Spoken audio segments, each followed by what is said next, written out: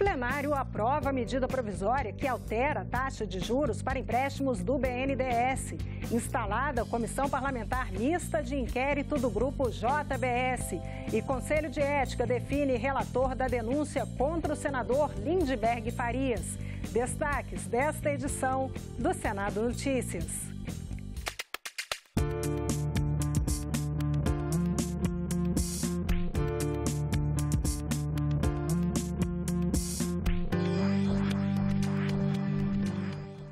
Olá, boa noite.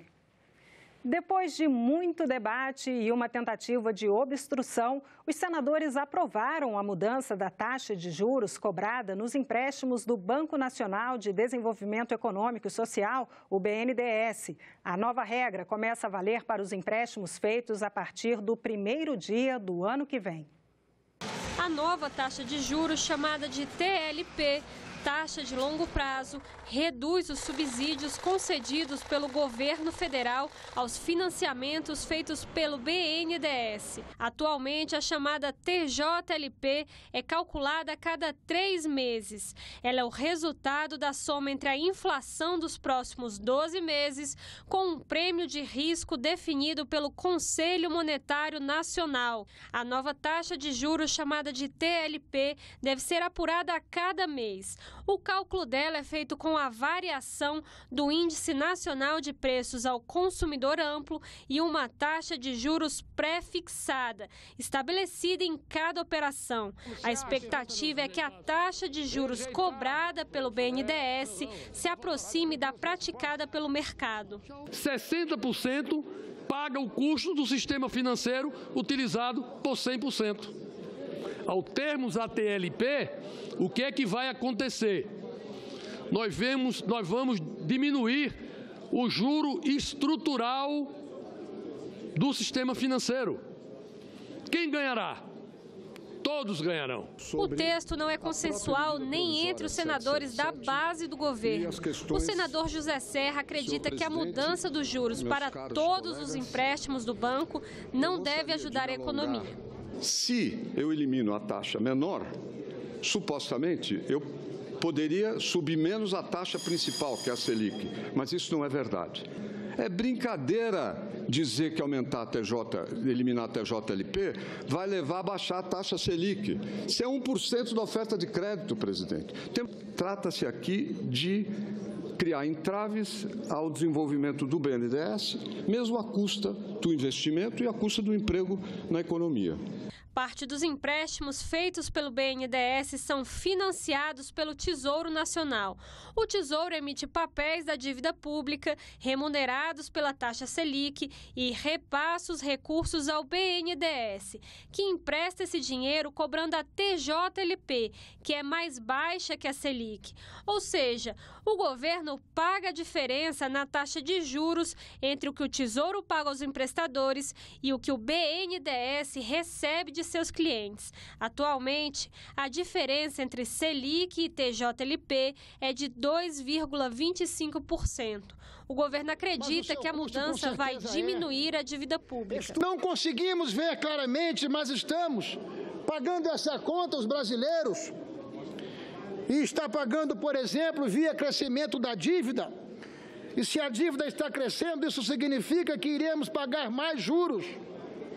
Os subsídios pode não ser explícito, mas o seu custo com certeza é. Criado em 1956, o BNDES não funciona como um banco comercial e entre as prioridades da instituição estão o desenvolvimento regional e socioambiental. Ele também é apontado como um fator importante no crescimento da economia do Brasil. Nos últimos 13 anos, se existisse a TLP, 2/3 do tempo seria acima da Selic. Nós vamos destruir investimentos de longo prazo no país. Para mim, acabar a TJLP, engessar o BNDES nesse momento, que a economia precisa crescer, é uma loucura. Além dos recursos obtidos com a emissão de títulos do Tesouro Nacional, o BNDES também conta com 40% do Fundo de Amparo ao Trabalhador. Outros recursos do FAT podem ser encaminhados ao banco para financiar projetos especiais aprovados pelo Conselho Deliberativo do FAT. Agora, pela MP aprovada agora no Senado, esses recursos também passam a ser remunerados pela nova taxa de juros do BNDES. Foi instalada hoje a Comissão Parlamentar Mista de Inquérito para investigar as operações entre o BNDES e o grupo JBS, dos irmãos Joesley e Wesley Batista. A CPMI da JBS também vai investigar a delação premiada assinada entre os executivos da JBS e o Ministério Público Federal. O senador Ronaldo Caiado é o vice-presidente da comissão. O senador Ataídes Oliveira, eleito presidente da comissão, negou que a CPMI seja uma retaliação à Operação Lava Jato. Como criador desta CPMI, eu não admito que alguém diga que eu tenho o cunho de retaliar alguma das nossas autoridades e muito menos a Operação Lava Jato.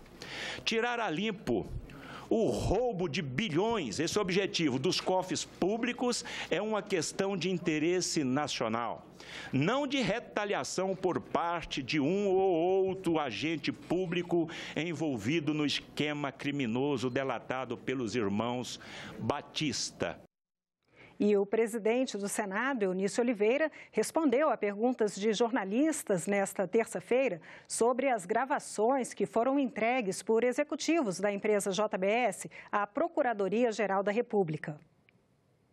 Eu sou a favor das investigações, que ninguém tenha compromisso com o erro, seja desse poder, seja do poder judiciário, seja do Poder Executivo, ou seja até dos membros do próprio Ministério Público. Então, eu acho que nós estamos vivendo num Brasil, graças a Deus, democrático, onde a lei deve valer para todos os brasileiros, seja ele pobre, seja ele rico, seja ele detentor de poder, não detentor de poder. Então, eu acho que a lei deve valer para todos os brasileiros. Então, é isso que eu espero, que sem nenhuma precipitação as investigações sejam verdadeiramente aprofundadas e que, se tiver que cortar, que corte nas carnes de quem efetivamente praticou atos adversos à moral e à boa prática pública. O senador Ayrton Sandoval foi escolhido relator da denúncia contra o senador Lindbergh Farias no Conselho de Ética. A ação foi apresentada pelo senador José Medeiros. A escolha do relator foi feita por sorteio.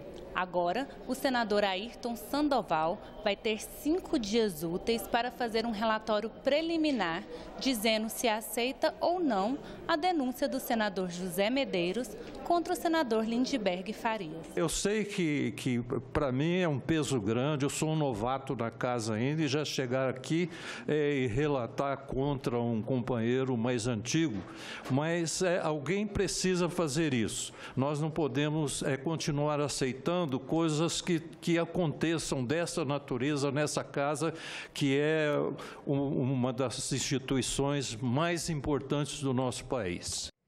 Senado, Câmara, TCU e ONU vão oferecer em conjunto um curso de especialização em Justiça Social, Criminalidade e Direitos Humanos. A iniciativa deve levar à criação da primeira Universidade Mundial de Segurança e Desenvolvimento Social das Nações Unidas, que será sediada em Brasília.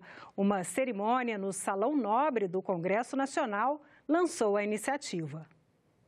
Previsto para 2018, o curso vai oferecer 35 vagas para servidores do Legislativo, do TCU e da Administração Pública em geral. Os presidentes do Senado, Eunício Oliveira, e representantes da Câmara, TCU e da Organização das Nações Unidas participaram da assinatura do protocolo de intenções do curso. A diretora-geral do Senado explicou o objetivo do curso de especialização. ao trabalhar segurança pública, nós temos que trabalhar direitos humanos. Ao trabalhar criminalidade, nós temos que trabalhar justiça social. Não é possível segregar esses temas, porque só com a junção de todas essas áreas e essa discussão interdisciplinar que nós poderemos ter realmente uma melhoria nesse quadro hoje de violência que temos no Brasil e em vários lugares do mundo. Esse acordo de cooperação para se instalar no Brasil a Universidade das Nações Unidas de Segurança e da Cidadania vem ao encontro exatamente dessa demanda que o país precisa, desse apoio. E se juntou à Câmara dos Deputados, o Senado Federal, o Tribunal de Contas da União, para dar esse apoio exatamente para nós instalarmos essa universidade aqui no Brasil. O Brasil vive uma crise econômica e, nessa hora, todo esforço para o crescimento do nosso Produto Interno Bruto, o PIB, é bem-vindo. E um dos setores da economia brasileira que mais tem contribuído para a melhoria dos nossos indicadores é, sem dúvida alguma, a agricultura. As pesquisas aliadas à tecnologia vêm gerando resultados surpreendentes e são as políticas públicas para o campo o tema do programa de hoje do Em Discussão. Veja na coluna do jornalista Fábio Henrique Guimarães. Olá, as políticas públicas para a agricultura, como a ciência, a tecnologia e a educação estão contribuindo para a produtividade no campo. É esse o debate que o Em Discussão está trazendo. Acompanhe agora alguns depoimentos do programa. Tudo que vocês comeram hoje de manhã, de noite e no almoço é tecnologia nossa gerada aqui dentro. Houve um aumento da produção, da produtividade com menor área plantada. E isso a tecnologia que possibilitou. O mais importante fator na função de produção que nós estimamos, junto com colegas da Embrapa, foi a tecnologia. Ela explicou 58,4% do aumento de produção nesse período de mais de 30 anos. É isso. Especialistas dos Ministérios da Agricultura, Ciência e Tecnologia, Educação e do IPEA falam dos avanços e projetos para o setor agrário. Um setor que cresceu e muito nas últimas décadas. No Em Discussão, daqui a pouco. E no programa Argumento desta noite, a senadora Vanessa Graziotin faz uma crítica às propostas de privatização do governo. Para ela, será necessária uma estratégia de resistência que impeça que estas privatizações aconteçam. O argumento começa daqui a pouquinho, logo depois do Senado Notícias. E nós ficamos por aqui. Você pode rever as reportagens desta edição na nossa página na internet, senado.leg.br/TV. Muito obrigada pela companhia. Continue sintonizado aqui na TV Senado.